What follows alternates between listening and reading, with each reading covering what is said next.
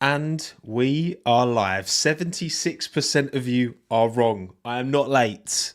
I am not late. Well, I kind of am, aren't I? I'm kind of a whole day late. But 6 p.m. UK time, we are live. Welcome to the stream.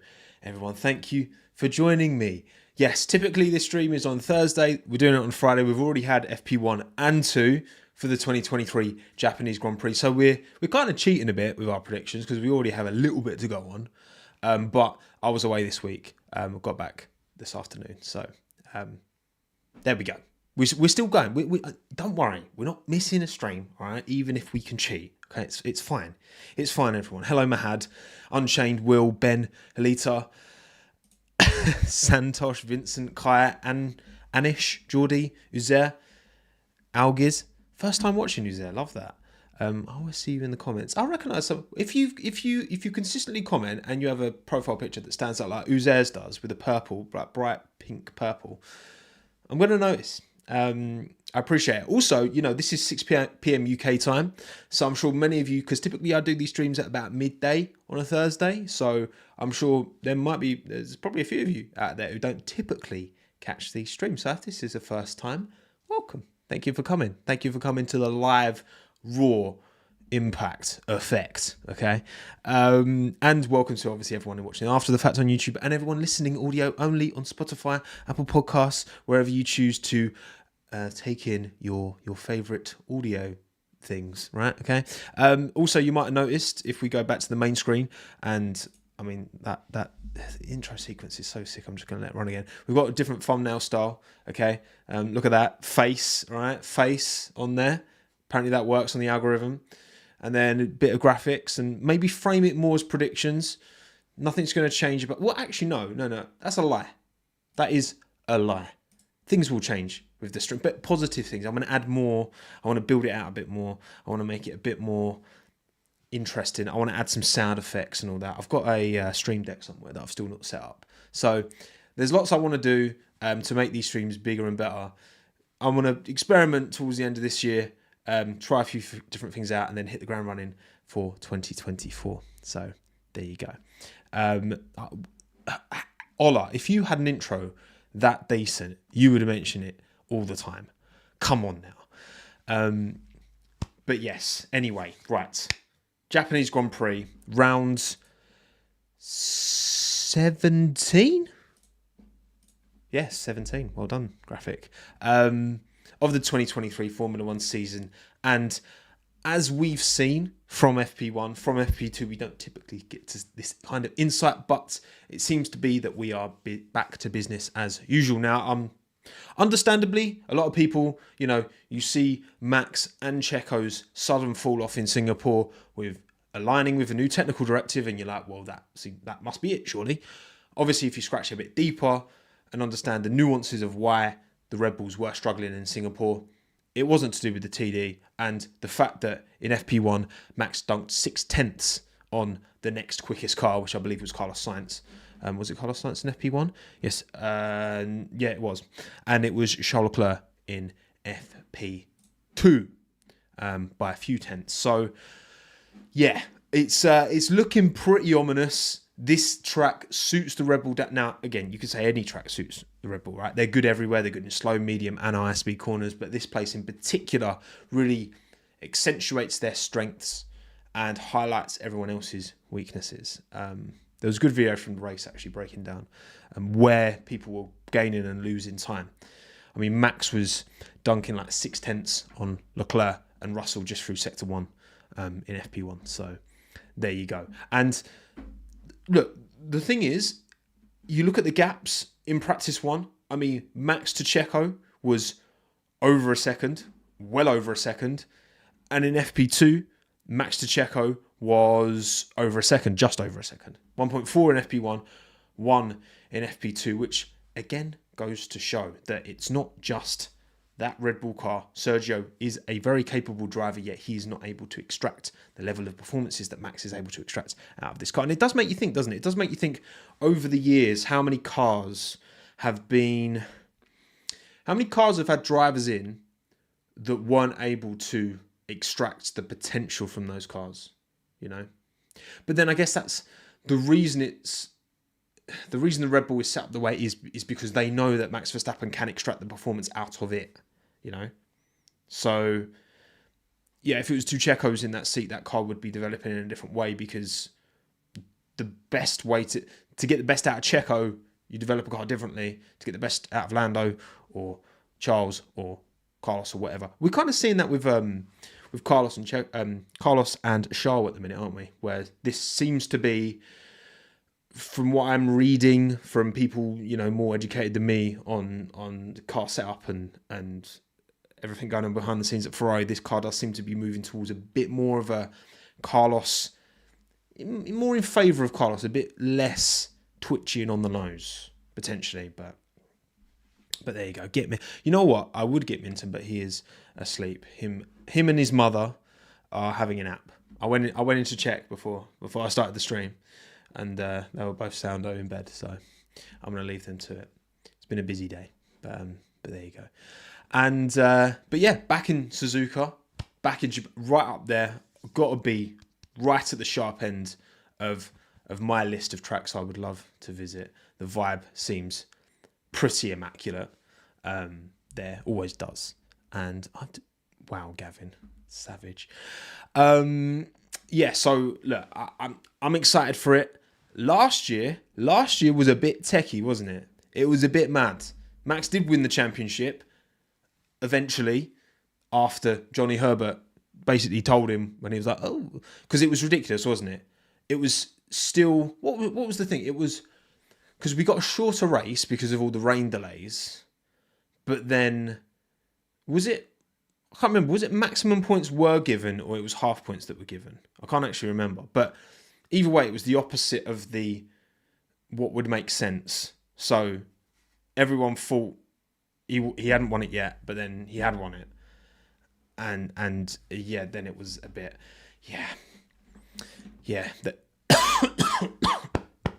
goodness me. There were 4 points. Yeah. There you go.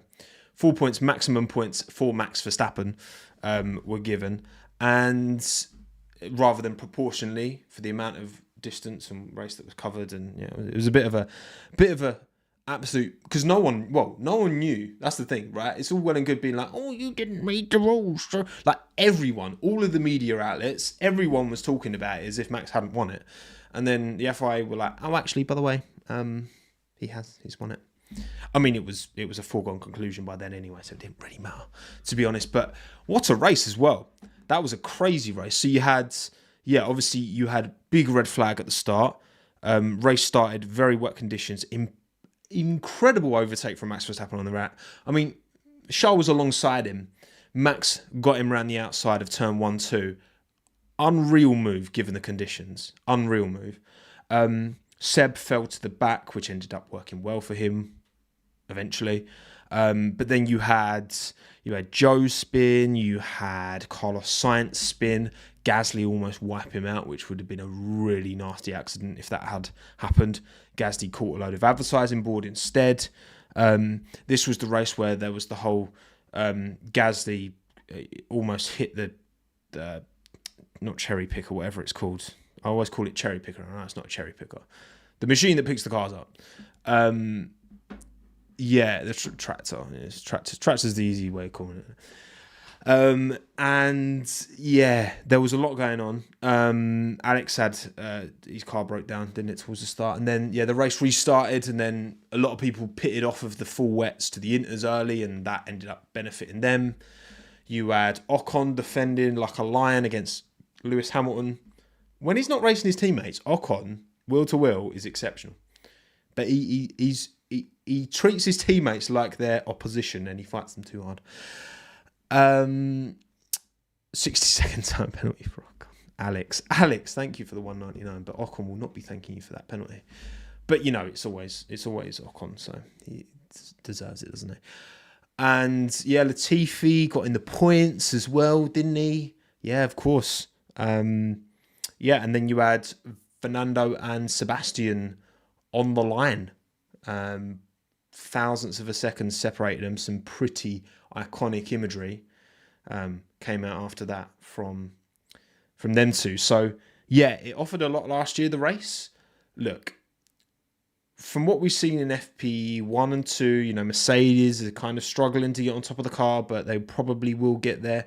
Ferrari, McLaren look kind of second and third quickest. You can never write off Fernando Alonso if Aston Martin can find a bit of performance. And it's there's a lot to fight for outside of the top one. Because again, like looking at the pace, like Checo does not seem checked in on this track, and Suzuka's such a it's that first sector, it's the S's where that Red Bull just comes alive in the hands of Max anyway.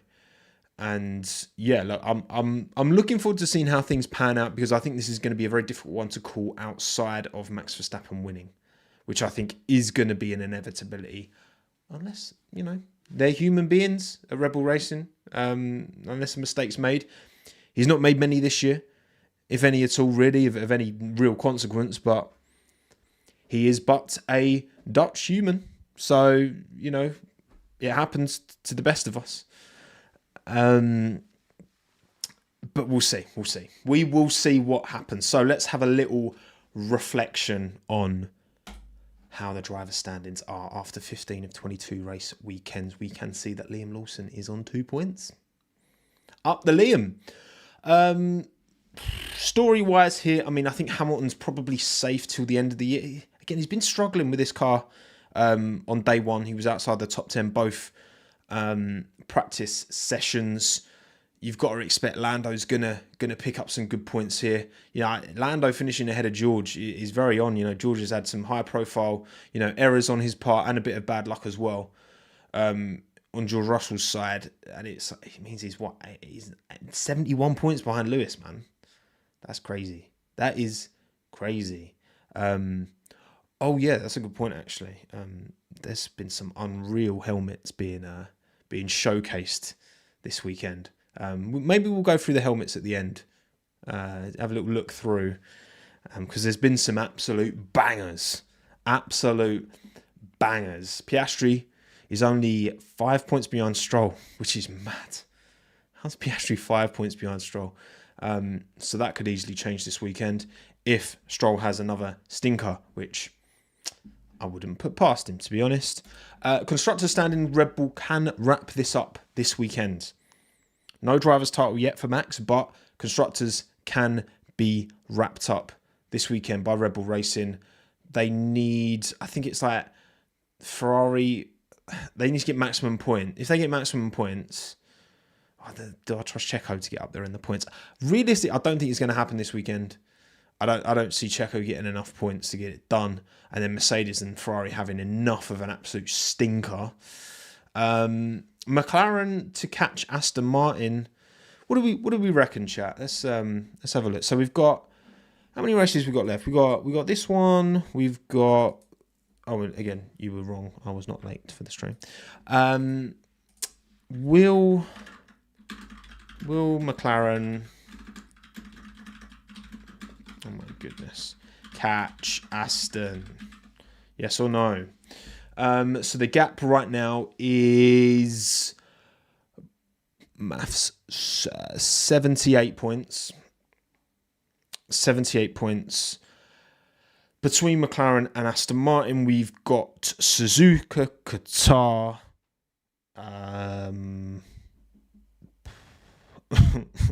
what are the other races? Vegas, Abu Dhabi, Brazil. That's it, isn't it? I forget. 7 to go. Qatar, there we go. Qatar. Sorry, Americans. I apologize. Mexico as well, of course. Gods, I just completely forgot North America existed. There you go.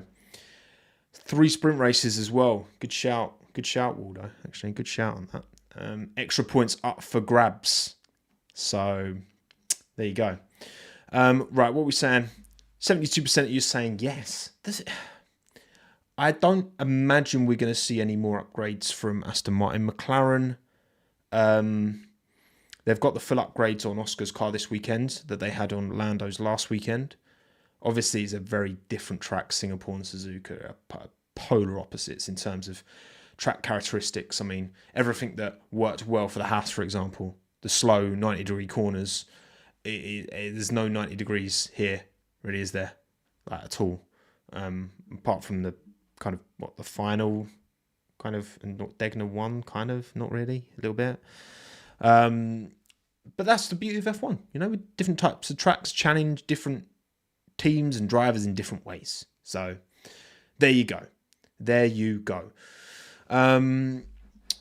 But yeah, other than that, I think McLaren potentially catching Aston Martin is the main story here. I mean, who knows? Maybe a big upgrade from AlphaTauri could mean they, jump up. I could see AlphaTauri catching Alfa Romeo and Haas. I could definitely see that happening if these upgrades do the business, which is a big if. Of course, it's a big if. But we'll see. We shall see, everyone. Also, quick reminder, you're not going to see the intro because I showed up, to like the stream and interact with the stream in any way you see fit. Also, these arrived in the post today. Ooh, look at those stickers for a certain little projects I've got cut. Oh, no, it's lost focus. Get back focus. There you go. Bosh. Ooh. For a certain little project that's coming up. So keep your eyes peeled, okay? I see you registering your interest at tommosracinggoods.com. Check it out. Thank you, Ethan, for interacting. There we go. See, do what Ethan's doing. Interact in any way you see fit. Okay. Bosh. Right. So predictions. Again, we can cheat a little bit. We've had an FP1 and an FP2 to look at in order to give us some degree of understanding as to what's going on. I don't think there's been any major shocks, major surprises here, to be honest, from what we saw in FP1. I mean, it seemed to be that, apart from confirmation that it wasn't the TD that's hit Red Bull and Max in that Red Bull was going to be unreal this weekend, there's not any big shocks and surprises we're seeing from FP1. The AlphaTauris look pretty quick. And the Gasly shunt was a bit of a weird one, but a lot of people getting caught out at Degner 1. You had Joe getting caught out, Sargent got beached. Plenty of drivers came a cropper there. So it's a tricky corner, given a lot of these drivers haven't raced there for a long time. But that transitions quite nicely into my predictions for this weekend's 2023 Japanese Grand Prix. Because I've gone race win Max Verstappen, banger drive Liam Lawson, clanger drive Sergio Perez, banger team AlphaTauri, and clanger team Mercedes. Now, let me explain myself. So, Max Verstappen win.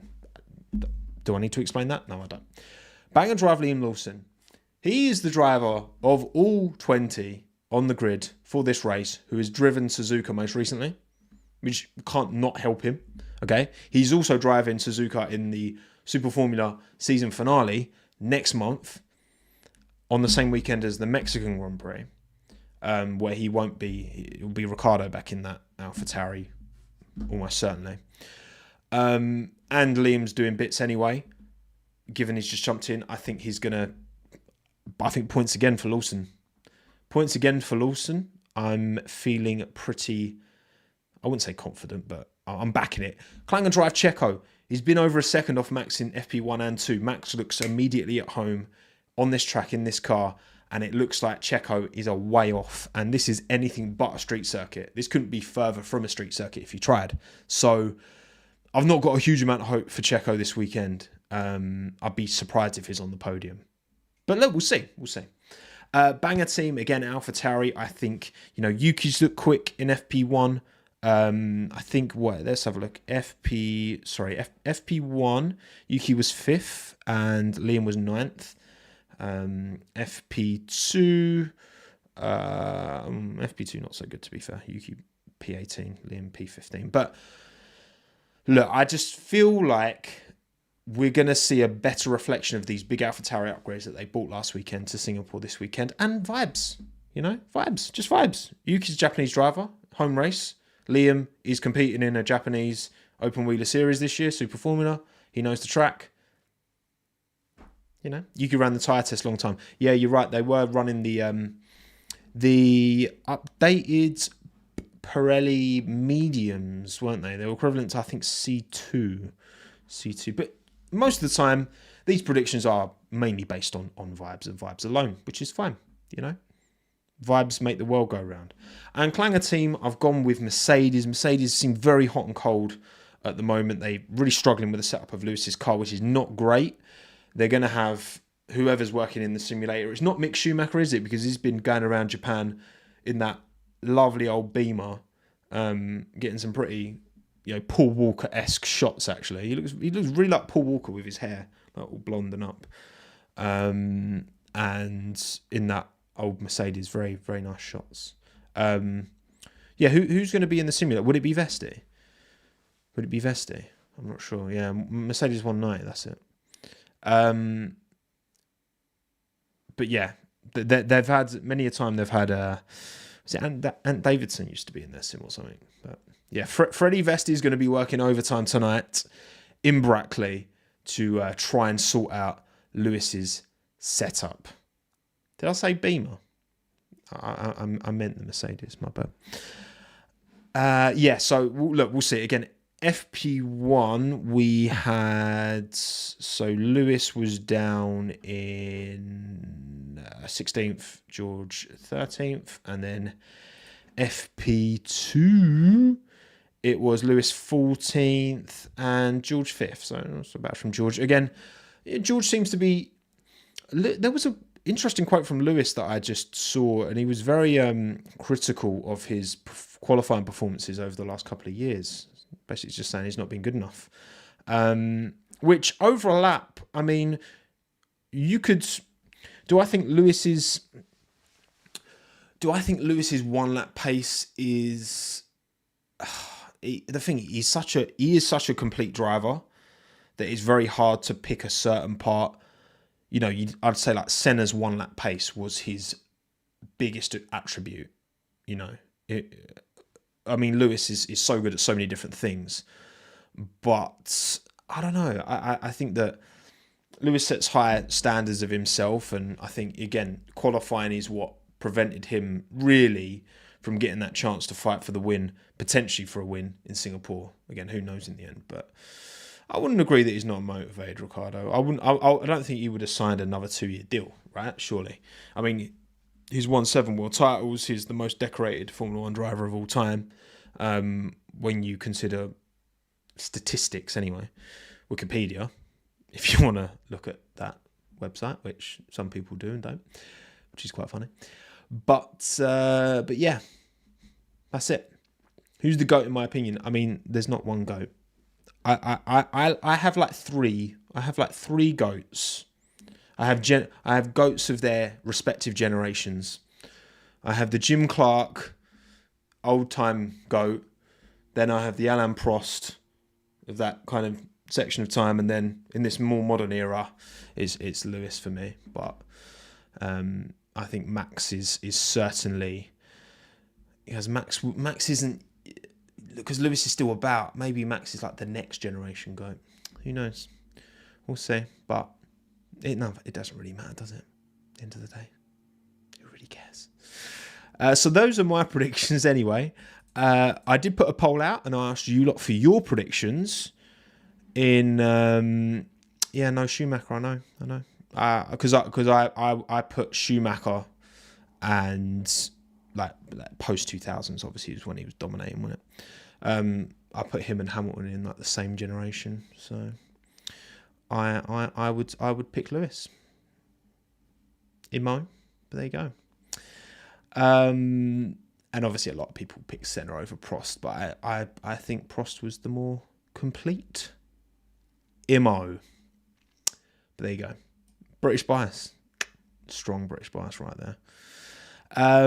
So your predictions. I put the call out and I got about 700 and something of you to vote. And Bosch, 781 of you to vote. Your predictions. 82% of you went for Max Verstappen as the race winner. 7% Norris. Max was like, I think Lando in the McLaren might be favourite to win. Ha! Good one, Max. You're a funny guy. 3% Ocon. Don't know why people were backing Esteban. I mean, I'm game for it. I love him, but odd. And then 2% Charles Leclerc. And then Banger Drive, big spread, but 21% of you went Norris, 19% Piastri, 11% Yuki Tsunoda, 8% Max Verstappen. Clanger Drive, Stroll. It's not the first time he's been up for a clanger, is it? It used to be De Vries all the time. Now it's like Stroll all the time. Now that De Vries got dropped, but there you go. 25% Stroll, 16% Perez, 11 Sargent, 10 Hamilton. Banger Team McLaren, you've gone 48% of you back in McLaren. Quite a lot of you back in McLaren for a very good weekend here, which could well be. Again, Oscar with the full upgrades as well. This is potentially a big point scoring haul for McLaren, and they do definitely have a lot more momentum than Aston Martin at the moment. 18% Red Bull, 12 Ferrari, 6% AlphaTauri. 6% of you are seeing the dream, are realising the dream. Okay. And Clanger Team, 33% of you have gone for Haas. 16% Alfa Romeo, 15% Alpine, 14% Mercedes. So, yeah, Haas are going to be terrible this weekend. Like Kevin Magnussen, I saw his little Thursday chat, and he was just like, this track is like the worst for us on paper. And we've seen how bad it's been for Haas this year. So he was like, I hope we're surprised, but I don't think it's going to happen. They've got a big upgrade coming in Austin. So I'm looking forward to seeing that. I'm very excited to see what the Haas is going to look like in Austin. I am. I very much am. I'm calling McClanger. That's good. I like that. Let me tell you what. That's a good slander name for McLaren. McClanger. I like that. It's good. Decent content. Quick side discussion: is this Norris's best season? It's hard to measure, really, isn't it? It's very difficult to measure, given how terrible that car started and how good it is now. You know, I don't think you could be doing much more, but there you go. Cool. Right, Bosch, lovely. Predictions done. That's done. We're at about half an hour. News. Let's talk about Oscar Piastri, actually. Let's talk about Oscar Piastri, who has extended his McLaren deal. He already had a contract at McLaren for next season, for 2024, but now that's been extended by another 2 years. And I imagine this is one of them. We see this in kind of football quite a bit, where when you've got a really promising young driver, you know, they signed Oscar on a bit of a whim, on a bit of a hope, looking at his junior career, looking at what people have been saying about him. You know, they signed him with the hope that he would fulfill this talent that he'd showcased in junior formulas, but that was never a guarantee. I mean, you look at someone like, I don't know, Stoffel Van Dorn won the GP2 title. I think it was GP2 when he won it. Came into McLaren, did well, but never kind of got a foothold, and he was against Alonso, so he had a lot up against him, but given he won the title, I think in his rookie year, you know, it never quite came to be, and with Oscar, it was always, that year off, that year, still, you know, driving Alpines on the sidelines. It was always going to be a bit of a, we'll see what goes on here. And I can't imagine he was getting paid an absolute bomb like Lando almost certainly is. Of course, Lando is, come on. Of course, Lando's earning big bucks. Oscar's come in, has done a fantastic job, has been really close to Lando, has shown that if they do lose Lando to a Red Bull, for example, which Helmut Marko obviously is circling around Lando like a shark to bait. And I think that, you know, extending Oscar's deal, I think giving him more money, I think giving him some security at that team, it's a no-brainer, isn't it? It's a no-brainer. And yeah, I'm very happy for him. It's worked out. There was a little bit of online digital media banter between Oscar and Alpine, because Oscar was like, "Oh, it's good to have like a non-stressful contract announcement this time," and Alpine replied with the Homer Simpson walking back into the bush meme. Quality, very good, very good. Well done. Thank you for appealing to our need for nostalgia on the internet. It was quite funny, to be fair. And yes, Jeremy, it is an early race.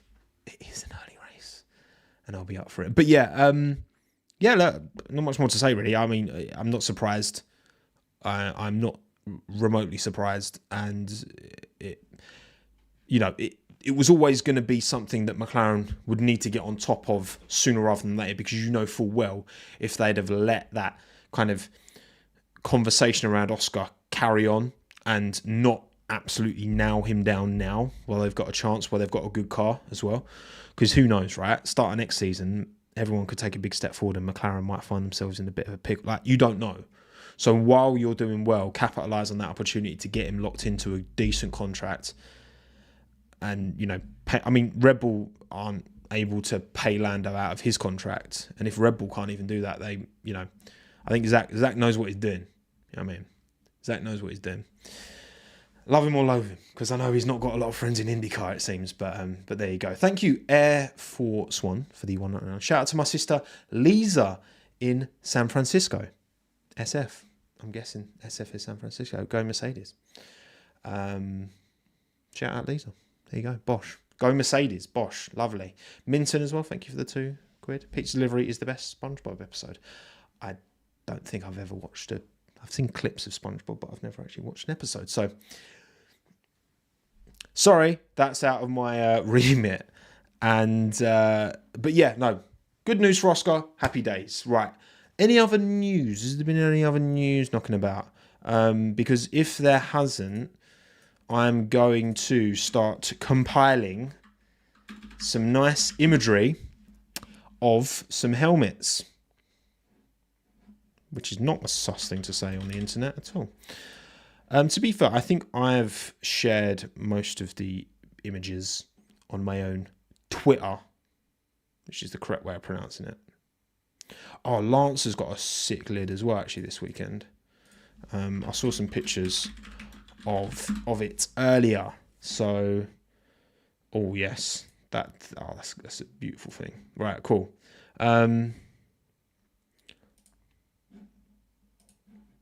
Let's take a look.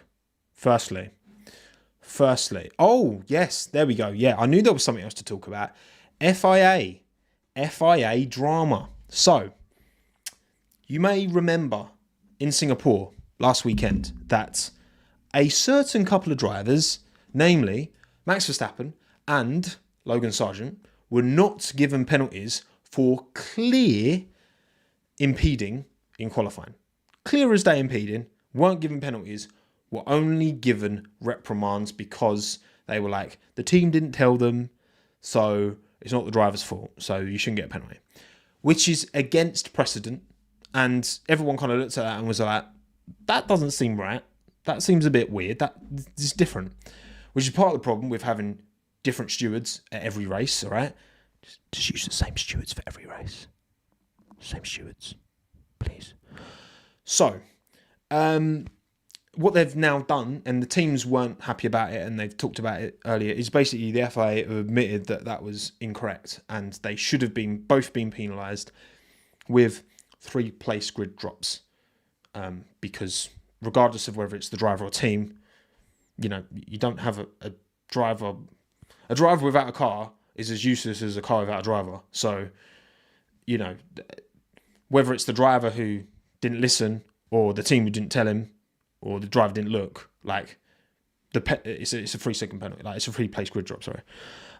So yeah, that. Obviously, you know, as it would inevitably and yeah, understandably to an extent. Obviously, then this was like, oh, you know, was it the human error, Max Verstappen, human error, which obviously, you know, I mean, come on, like, it wasn't just Max, it was Sargent as well. But yeah, I mean, anytime there is a some kind of FIA related issue and Max Verstappen is involved, there will inevitably be questions asked. And, you know, look, I say the same, right?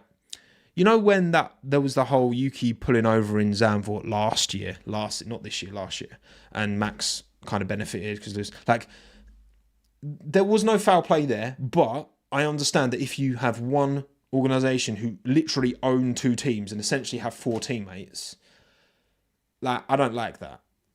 I don't want Red Bull to own 2 teams. I want them to own 1 team, and I want someone else to own that team. So there are true 10 individual teams. Yes, teams will always have connections through engine supply deals and relationships and blah, blah, blah. Like, I think Mercedes, isn't it Mercedes person? Well, who's that fella who was on Beyond the Grids, and he's still Ocon's, I think Ocon is still managed by Mercedes or something. So something along those lines, whatever. There's always going to be conflicting interests, but that is like, so, come on. Like, when you own 2 teams, come on, that's like, that's too much for me, man. Like in 2006, whenever they bought, what was it they bought? Yeah, it was when they bought Minardi. Like, it's a different era, but these days, do you really still need 2 teams? No. Hello, Rhett. Good to see you, mate. Welcome. Thank you, Ethan, by the way, for your first super chat. Oh, first ever. Well done, Ethan. Thank you very much. Appreciate it. Controversial opinion. Ever since Massey was fired, the FIA has been much worse overall. Very inconsistent all over the place. Well, look, I mean, again, I think that Massey was someone hired to do a job. He was not the head of the FIA. He was not MBS. He was not, whoever. So I think, I think lessons were learnt from what happened and should always be learnt from any sporting things that happen, regardless of whether it's Michael Massey or anyone else. But I do think that I'm just like, the lack of consistency is just frustrating. Like, because something like impeding in qualifying, if you impede in qualifying, clearly impede, you get a 3-place grid drop. Like, you shouldn't need the same set of stewards at every race to understand that is a rule to be applied for that. Not to be like, oh yeah, but the team didn't tell them. Like, what? Like, it's not rocket science. I'm not being like, yes, plenty of incidents. There's plenty of incidents in Formula One that are very, very grey area, and they're very, very hard to when someone's on the outside and there's contact versus when someone's on the outside and they go off on the grass, and there's lots of different incidents that have nuance that it's very difficult for one person, like for us all to agree, right? Like, this is why there's so many incidents. Like, I'll put a poll out and it will never be 100-0. There will always be some people who, for whatever reason, right? Whether it's through bias or whether it's through just a different perspective. But something like that you don't need, like, why would you need like multiple, like, it was weird at the time, and it's weird that, that was just allowed to fly. I don't know. It's weird. But either or, we will see. Oh, look, Matt Amos, you got the tick, mate. There you go. First comment with the tick. Matt Amos, well done. Everyone, give Matt Amos a congratulations. Round of applause to my boy Matt, who has hit 100,000 subscribers now. He has a tick. Big tick energy, Matt. Love that. Do I think F1 will create their own sporting body? Yeah, look, I mean, again, Formula One belongs to the FIA, and the FIA sell the commercial rights or rent out the commercial rights almost to Liberty Media and FOM. So it is their product at the end of the day.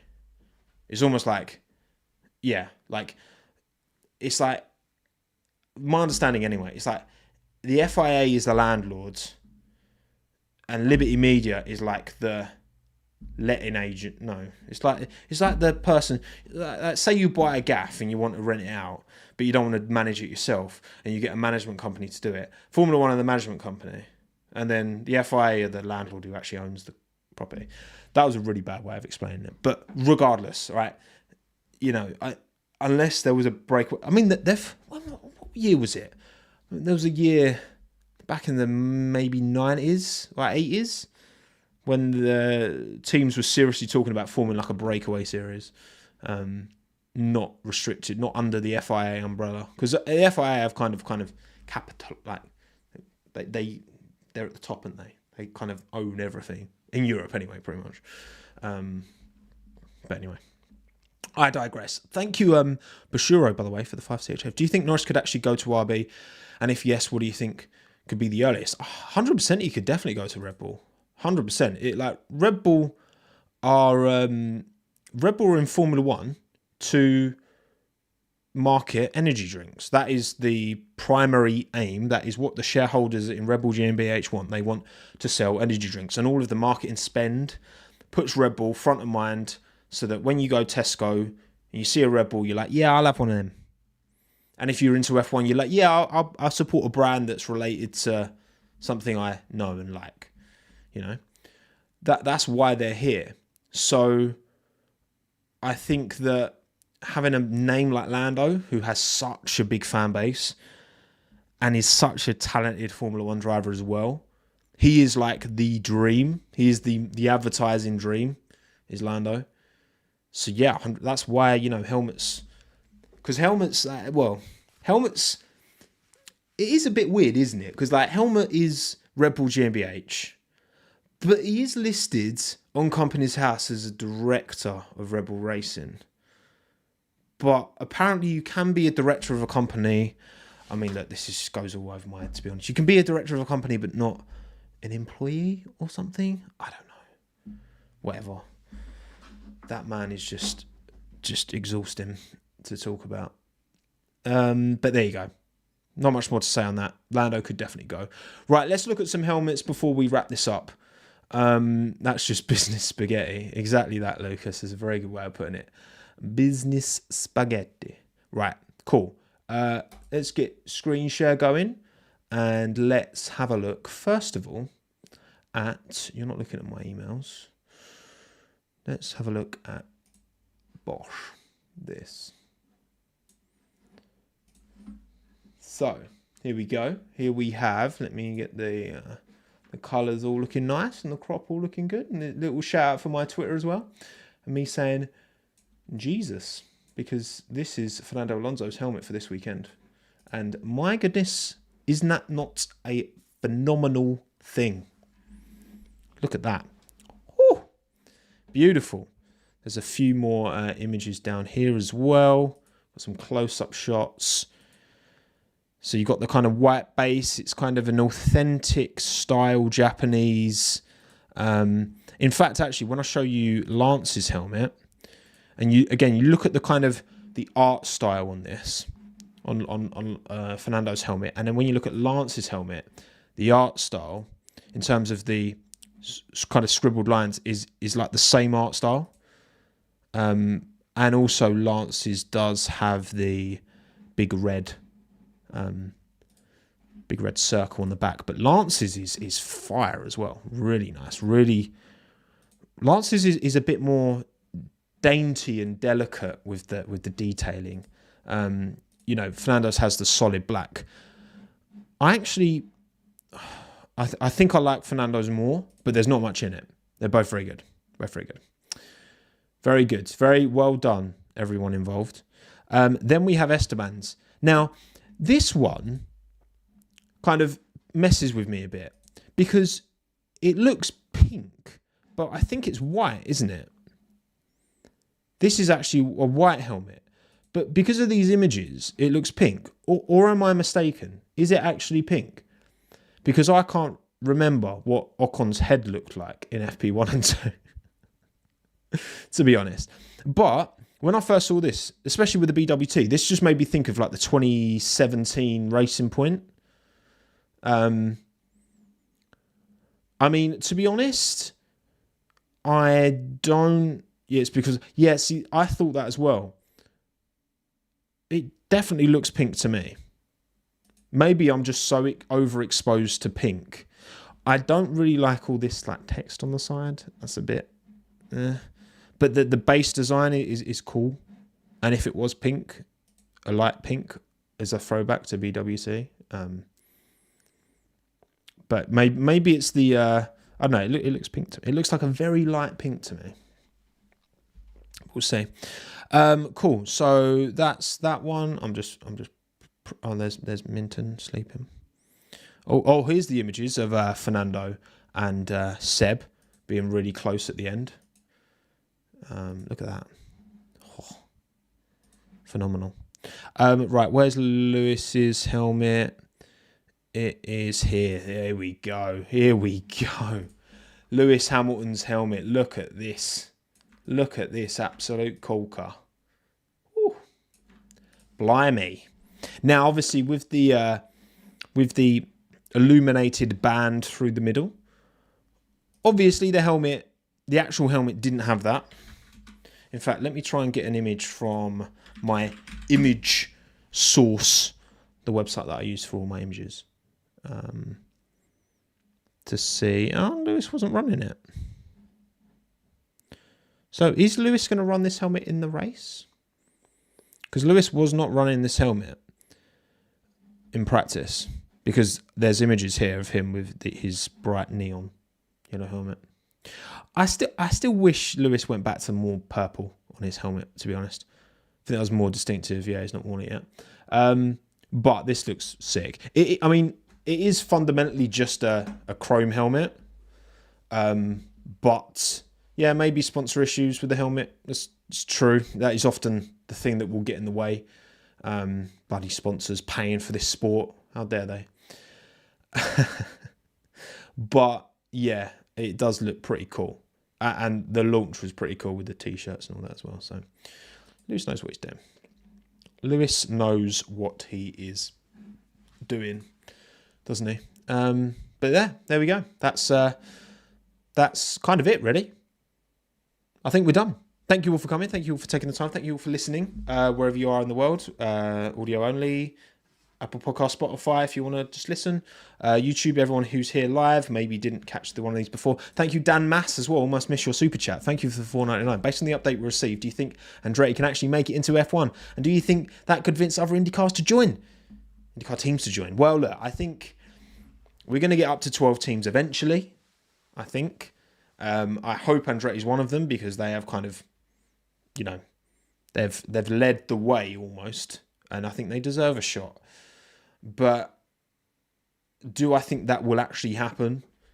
I do, eventually. I think Fisher's still needs more time. There's delays in that Fisher's build in terms of the new Andretti factory, which is a bit concerning. But other IndyCar teams to join, I don't think we'll get any others. I mean, I think Haas and Andretti, having two, quite prominent US-based kind of independent teams as well, not the manufacturers. Obviously with Cadillac that helps, but that 12 from final slot would be, once we get 11, I think there will be a push for 12, and I think that'll be the slot, because there won't be more than 12. So